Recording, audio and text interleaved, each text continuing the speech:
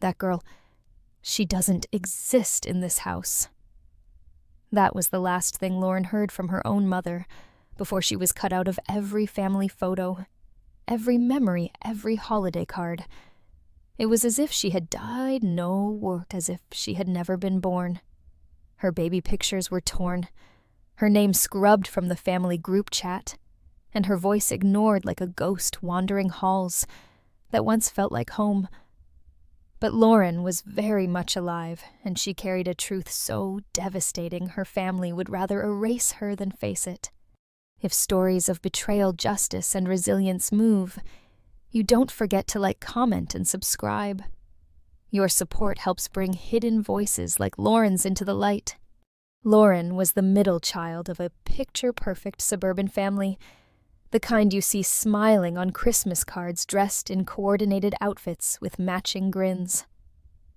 Her father was a respected doctor, her mother a local church volunteer, and her siblings the pride of every school honor roll. From the outside, their life looked idyllic. But behind the closed doors of their well-manicured home, something much darker festered.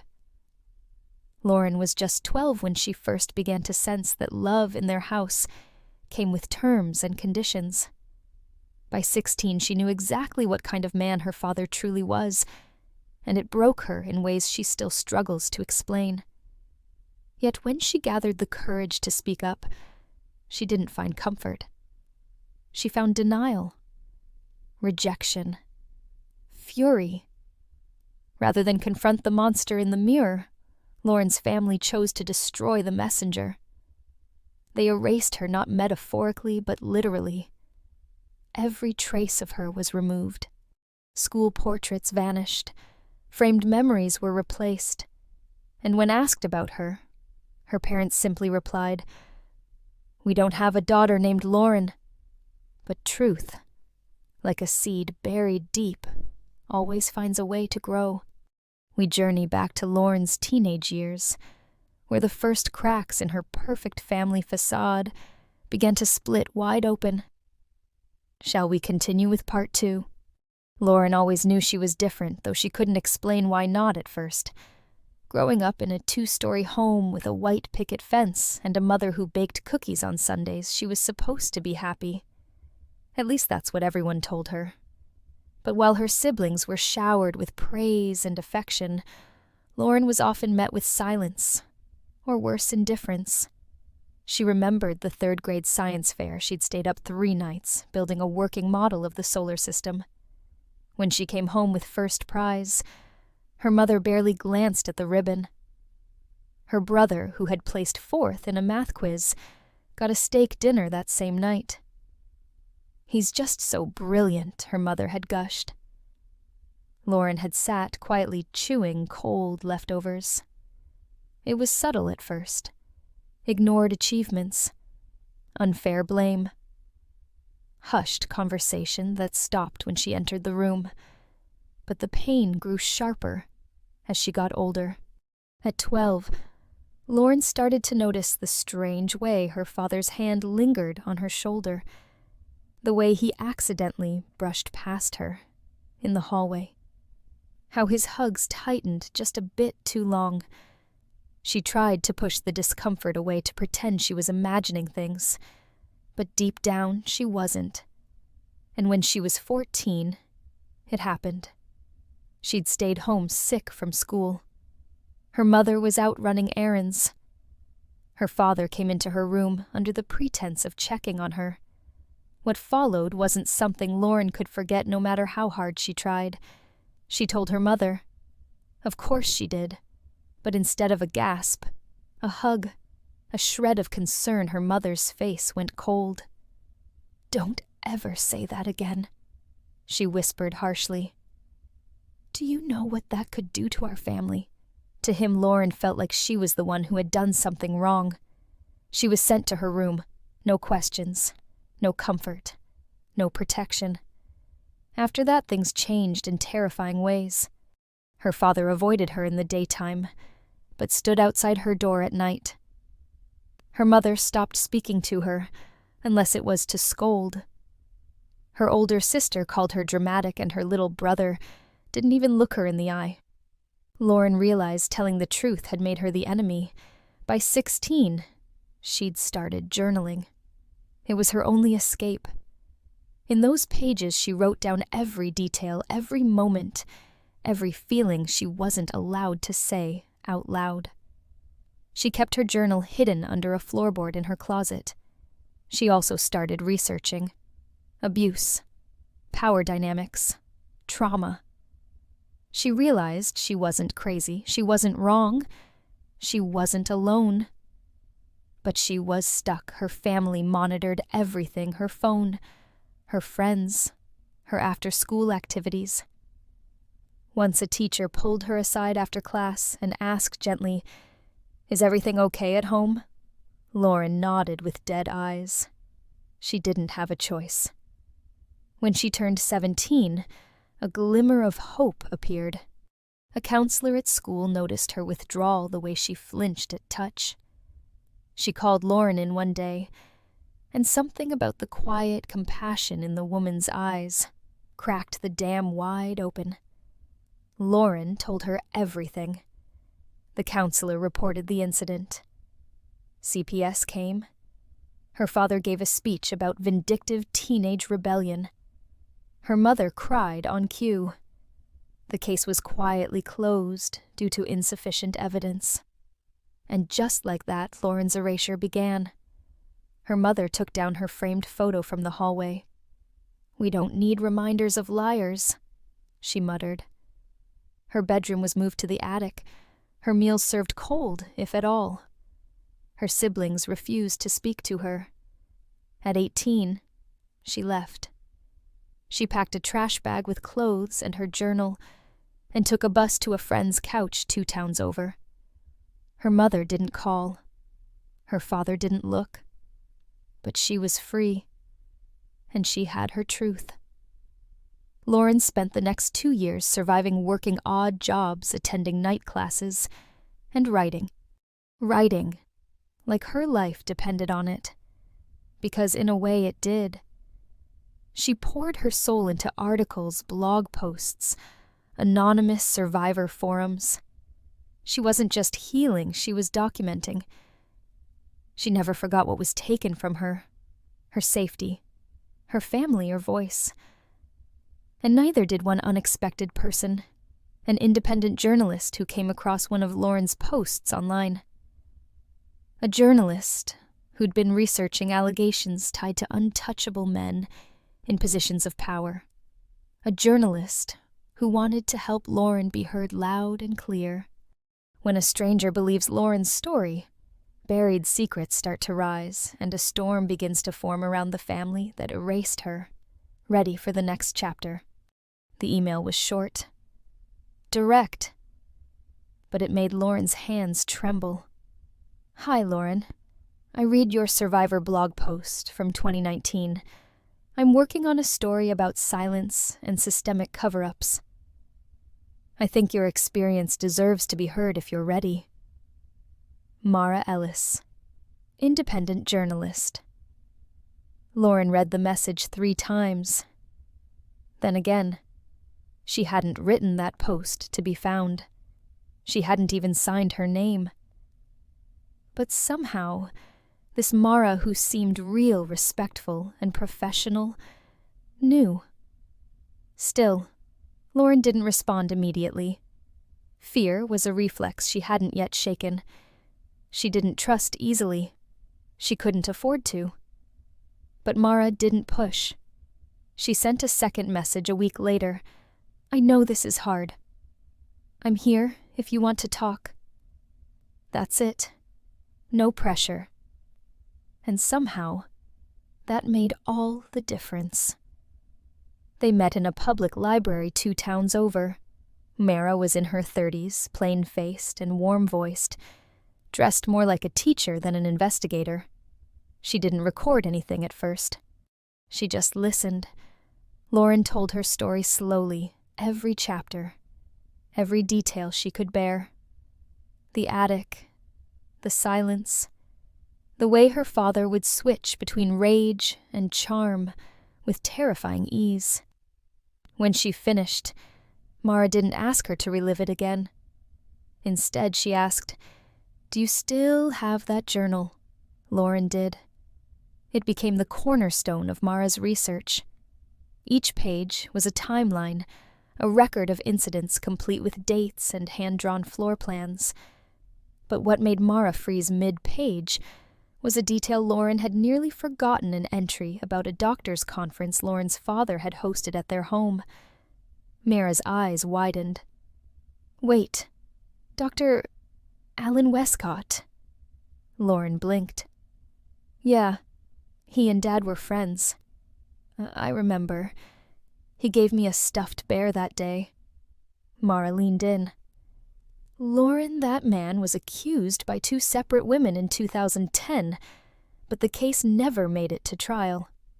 No witnesses, no pattern. Until now. It turned out her father wasn't just a bad man behind closed doors. He was part of a network, an elite, clean-shaven circle of professionals who protected each other. Quiet dinners, whispered warnings. A system built not just to exploit, but to erase those who dared speak out." Lauren's story cracked it open. With Lauren's consent, Mara dug deeper.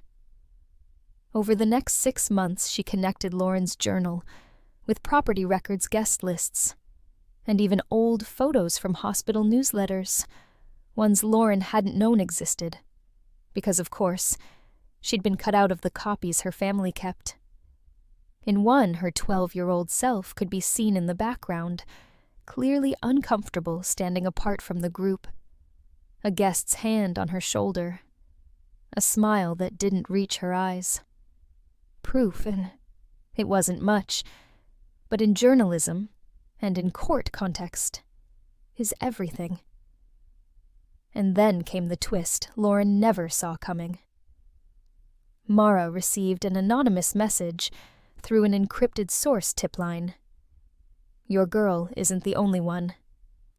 Check Glenridge High, 2009-2011. Look at Dr. Harrison's PTA minutes. Signed, one you missed." That led to a bombshell, another survivor. Then another. Each one citing Lauren's father. All had been silenced in different ways through intimidation, bribery, or good old-fashioned shame. Lauren cried for hours the night Mara shared the full picture. "They really never meant to stop," she whispered. "They just thought they'd always get away with it. But now they wouldn't." In a bold move, Mara published an in-depth exposé in a nationally syndicated investigative journal. The title, "The Family That Erased Their Daughter, and the System That Helped Them Do It." Lauren's real name was used with her permission. Her face was on the cover. It went viral. Overnight, the woman no one remembered became the woman everyone was talking about. Talk shows called. Support groups flooded her inbox. Other survivors came forward writing messages that read, "You gave me the courage to speak." But the media storm also brought something darker. Lauren's father responded with a countersuit for defamation. "These are the lies of a bitter, mentally unstable child," his attorney said on national television. Except by now, Lauren wasn't just a girl with trauma. She was a witness with corroborated evidence, other victims, and a team of legal advocates backing her. The case went to court. And in the first week of proceedings, something surreal happened. Her mother showed up. Not to testify for Lauren, but for her husband. Dressed in beige with a crucifix around her neck, she took the stand and called Lauren troubled, attention-seeking, and obsessed with revenge. She didn't flinch. Not once. Lauren stared at her from across the courtroom, wondering how a mother could choose lies over love. But Mara squeezed her hand and whispered, "She's not the story. You are."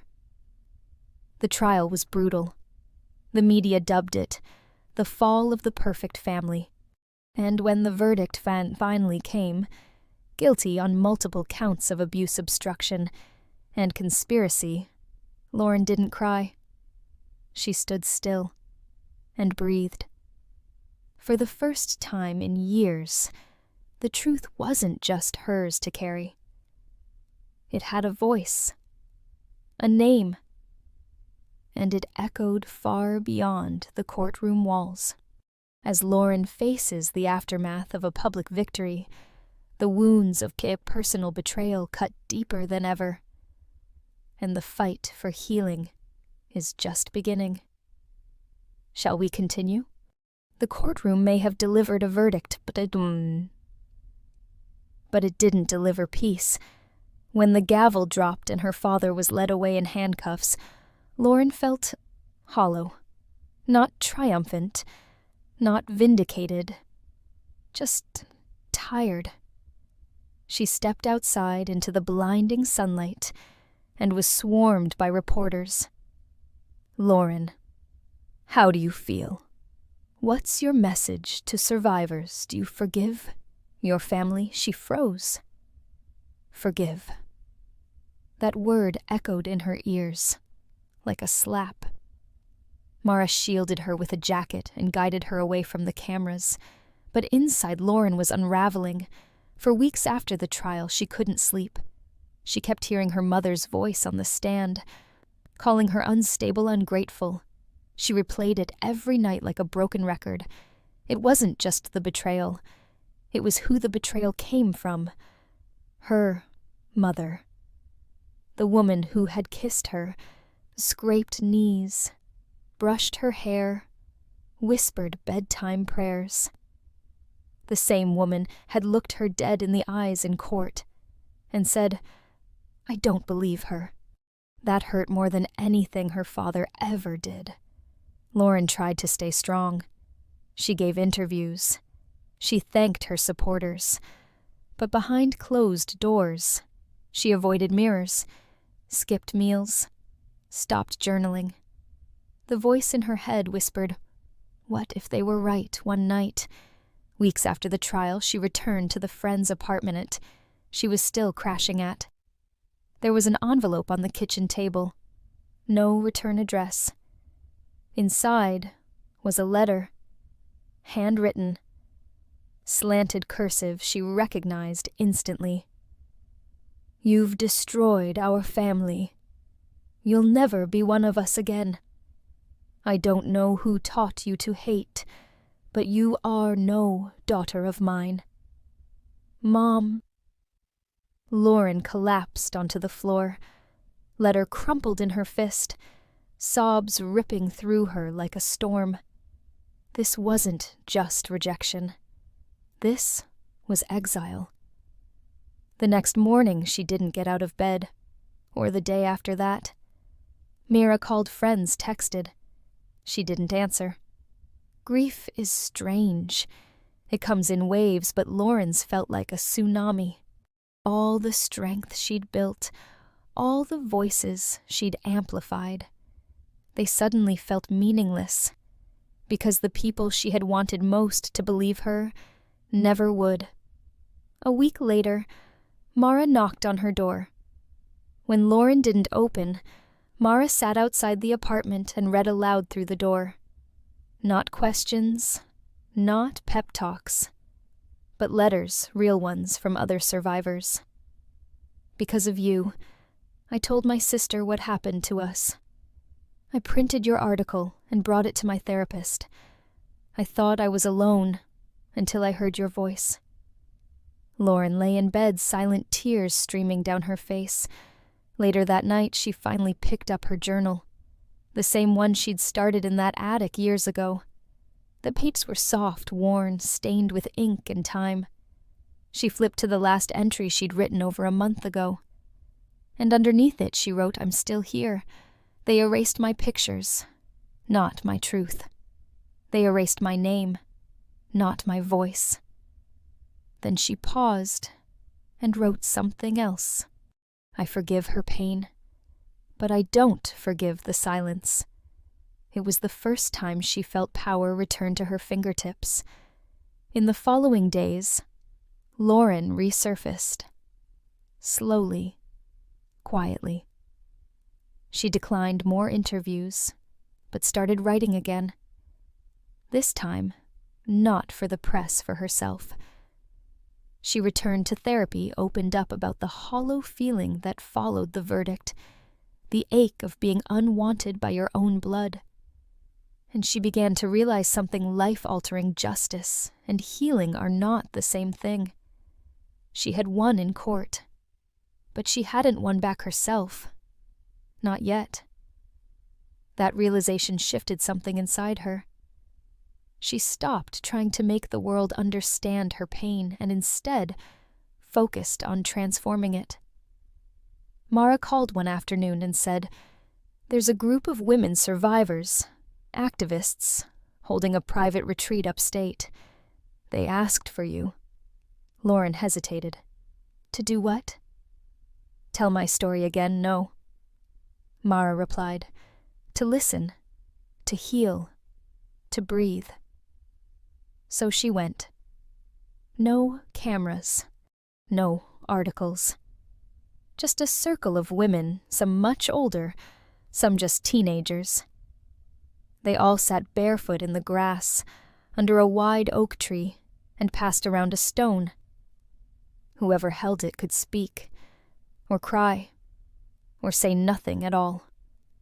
When the stone reached Lauren, she gripped it hard. "They told me I didn't exist," she said softly. "So I started to believe it. But I do. I do exist. Even if they won't claim me. Even if they never do."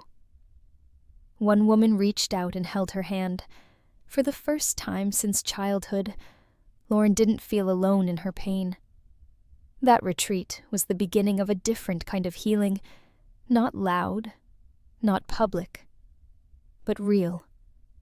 And it sparked an idea, a terrifying, beautiful idea.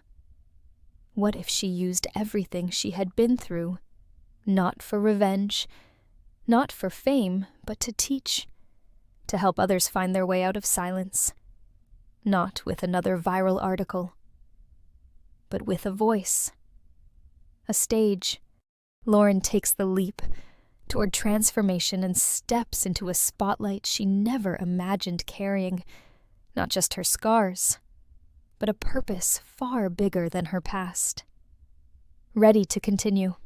It was a chilly morning in early autumn when Lauren stood at the edge of the lake near the retreat center, wrapped in a wool scarf, watching the fog roll across the water. A flock of birds lifted into the sky, and she whispered to herself, "They know where they're going." She didn't. Not yet. The trial was over. The media had quieted. The chaos had passed. And in that silence, Lauren faced something she hadn't had space for before herself. Who was she without the courtroom? Without the pain? Without the need to constantly defend her truth? It had been months since she'd heard from her family. She hadn't tried to reach them, and they hadn't tried either. For the first time, she didn't check her phone hoping for an apology. She had stopped expecting closure from people who had never given her kindness. She had begun writing again, but differently. Less about survival, more about meaning. Not just what happened, but what came after. One day, during group reflection, Mara approached her with a look Lauren had come to recognize cautious excitement. "There's something I want to ask you," she said gently. "But only if you're ready." Lauren raised an eyebrow. "I feel like I've been asked that a lot lately." Mara chuckled. "It's not an interview. It's an invitation." She pulled out a brochure. The cover read, "TEDx Finding Power in the Aftermath." They're curating talks from survivors who've turned pain into purpose. I thought of you, Mara said. I don't want you to say yes for the crowd. I want you to say yes for you. Lauren took the brochure and sat with it for days. It scared her. Not the speaking, but the visibility. This time it wasn't about the man who hurt her or the family that disowned her. It was about who she was becoming. Could she really stand on a stage as a woman with no family, cheering her on no proud parent in the audience, and still be whole? She wasn't sure. That same evening, she found herself in quiet conversation with Angela, a soft-spoken woman in her 50s from the retreat. Angela had survived an abusive marriage and had once been homeless with 2 children. She was warm, grounded, and never pushed. I read your piece, Angela said softly, holding a warm cup of tea between her palms. You know what stayed with me the most, Lauren shook her head. You said they erased my pictures, not my truth. She looked into Lauren's eyes. That sentence saved me. It gave me words I didn't have. And I've been speaking with women at shelters ever since. Lauren was stunned into silence. Angela smiled gently. You don't need a stage to matter. But if your voice reaches more hearts, from one why? Stay quiet. That night, Lauren wrote a speech not to impress, not to perform, but to connect. She titled it, The Power of Being Unerased. It wasn't a polished story of victory. It was raw human layered with pain and courage. She spoke of what it meant to be forgotten by the very people meant to protect you, and what it meant to reclaim your narrative without their permission. She read it aloud to a small circle at the retreat, and when she finished there was a long hushed silence. Then applause, not loud but felt. Lauren smiled for the first time in a long time, without guilt. The next day she emailed the TEDx organizers and accepted. This was her choice, her stage, her story. She wasn't just stepping out of the shadows, she was stepping into her purpose. And more importantly, for the first time in years, the choice wasn't about revenge or survival. It was about freedom. Lauren takes the stage, and the world finally hears her truth, not as a victim, but as a voice of transformation. The impact ripples beyond her imagination. Shall we continue? The auditorium was silent as Lauren stepped onto the red circle. Her heels steady her breath. Calm. The spotlight was warm on her skin, not burning, welcoming. She looked out at the sea of faces, strangers, students, survivors. No family, no mother in the front row, no siblings to cheer. And yet she felt full. When she spoke, her voice didn't tremble. It rang clear. I was the girl they erased from every photo. Because I dared to speak a truth they refused to hear. But truth doesn't vanish. When you crop out the face, it lives in the silence that follows. The audience leaned in. Her words moved like wildfire, controlled, purposeful, powerful. She didn't retell the horror. She revealed the resilience. They told the world I was unstable. But instability doesn't write truth in ink for 5 years straight. Cowards do. Gasps. Nods. Applause building. Her talk went live online within 24 hours. It racked up millions of views within a week. Then came the headlines. Daughter erased from family album stuns world with truth. Lauren's TED Talk sparks new abuse. Investigations into medical good old boys club. Even her mother, who had publicly defended her husband, couldn't escape the backlash. She was removed from her church board, shunned by neighbors, quietly deleted her Facebook account. One of her siblings, her older sister, the one who once mocked her for being dramatic, reached out via email. "I watched your talk. I'm sorry. I didn't know how to believe you back then. I'm not asking for a relationship. I just needed to say that." Lauren stared at the message, then closed the tab. She had forgiven for herself, not for reconnection. Justice had come. But more importantly, clarity had. Lauren had reclaimed every inch of space they tried to take. We witnessed the full circle healing, how Lauren's pain transformed not just her own life, but countless others. Ready for the close. Lauren now lives in a small house near the mountains, where morning light pours in through wide windows, and silence is something sacred, not threatening. Her days are filled with writing, mentoring survivors, and sipping coffee on her porch, with no need to look over her shoulder. She no longer measures her worth by who accepts her or who shows up in the audience. She measures it by who she's become. She is not the girl who was erased. She is the woman who redrew herself with bold lines, sharp truth, and unshakable grace. And while her past still echoes it, no longer defines her. Lauren teaches now not just at events, but in every interaction, every space where someone feels voiceless. Her story reminds them that speaking up isn't betrayal, it's survival. That family is not who shares your name, but who respects your truth.